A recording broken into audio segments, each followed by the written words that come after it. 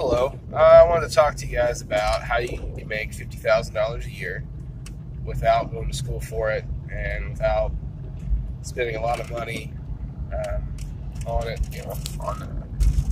on college or something like that.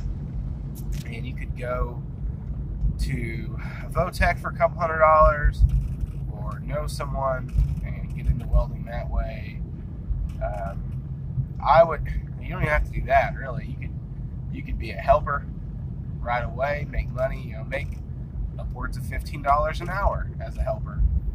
Sometimes more, depending on where you're a helper at and who you work for. And instead of wasting and going to major debt and working some crappy job, and going to college, like I know someone that's an accountant. They make about $50,000 a year, but they have a lot of school debt too. And I've also, I'm not saying you. I'm just saying like you can make a good, solid, $50,000 a year after taxes welding, structural welding. It doesn't have to be nothing crazy. Flux core, dual shield flux core, and maybe even MIG. You can make somewhere and make that money. Well, MIG is easy. If I sound a little weird, I'm kind of sick, sort of. So excuse that. I have a deeper voice than normal.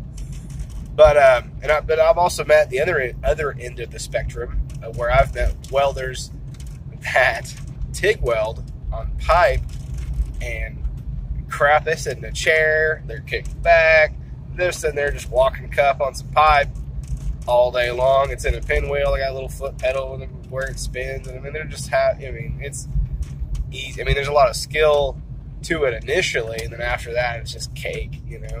It's no big deal. So they're kicking butt. They're making $100,000 a year. The guy I knew it was stainless TIG, but even carbon TIG, you're still making a lot of money. You're making tons of money. Flux core is a really good, not crappy regular flux core, like dual shield flux core, and MIG are a really good thing to get into. A lot of places don't. Or how about this? In general, what you're going to encounter with structural welding anyway is MIG and dual shield flux core. Like at our work, that's what we run usually. I've also ran some dual shield, like 308 stainless for going stainless to carbon, and I've done some Inconel, but that's not, the stainless is actually semi-common, but mainly the MIG and dual shield flux core. I think it's like 70 series wire, I believe, or something like that. 70. I have to look at it, but okay, what's this guy doing? But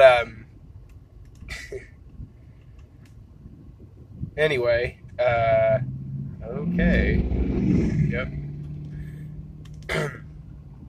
So, even if you go to school and you spend, a lot of money, go to school, or a lot of debt rather, I also know a lot of people that aren't in the fields they desired, and they don't make the money they should either. So there's no guarantees of that. Man, you can go make money right now, go be a helper, or, do, lunch break, whatever, go practice a little bit, get a couple pointers. It won't take long. If you truly care, it won't take long. There's also a lot of people I've met, a lot of welders I've met, that are dumb as dirt, and, man, they barely know. I'll give you some examples of that, where one guy was picking his teeth. He was a TIG welder, picking his teeth with some tungsten, and, the thoriated kind, which is radioactive, and he's sitting there picking his teeth with it, and I'm like, dude, I don't know. Or people that don't know exactly how it works or the fundamentals of welding, but yet they can they just know what they know, and they know how to, set the machine, which, speaking of, if you were going to go and test out, or if you were going to go play around with a MIG welder or flux core, like a real flux, because there's a lot of crappy little cheap flux core welders out there. Anyway, I'm talking like a big, what we run's a big Miller, about the fourth of the size of my truck, and heavy son of a gun too. But anyway, 24 volts and 4 on the wire feed speed, and that's pretty, that's a really good place to go to. You can adjust it from there how you like it. If there's any undercut or anything like that, or a lot of confusion. It also depends on what you're welding on too, the thickness. But in general, just go for 24 and 4, and should be doing pretty good. But I don't know. There is a couple of things you need to be aware of. You don't need to go and work for a shop that only has a couple employees. I've done that, and I got burned because they didn't have the funds to pay me, and it didn't work out very well.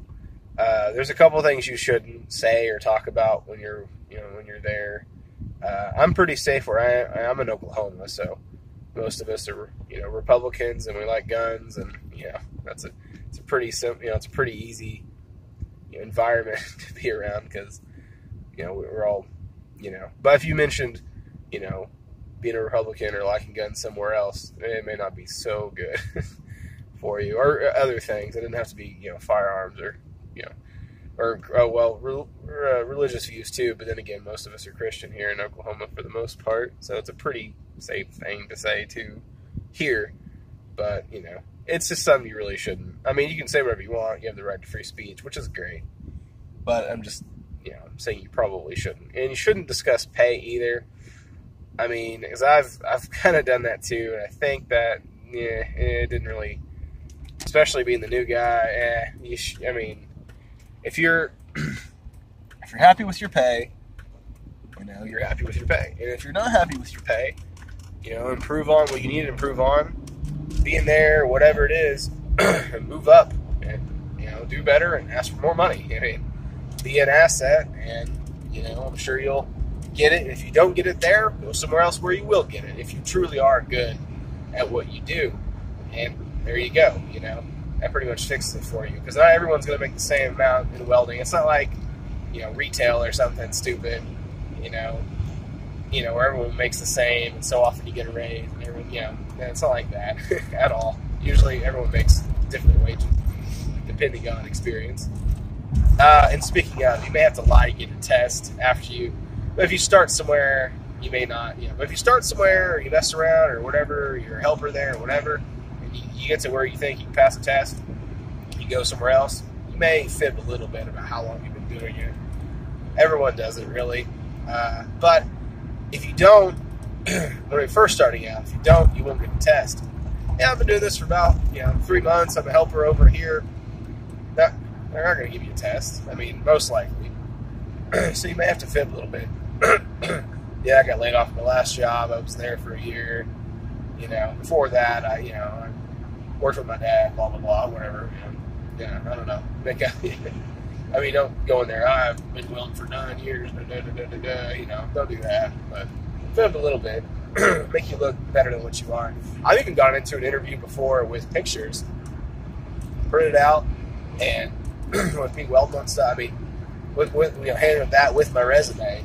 I've done that before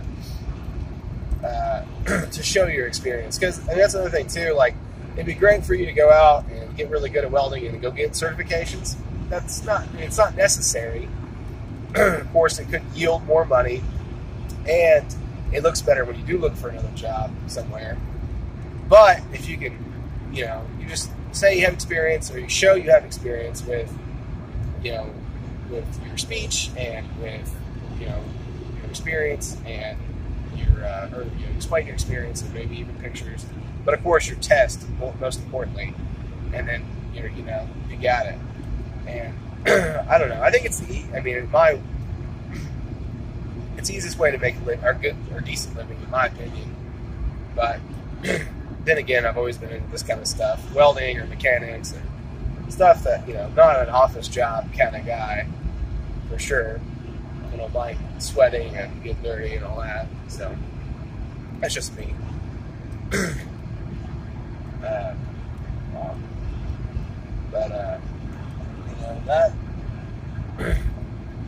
about sums it up.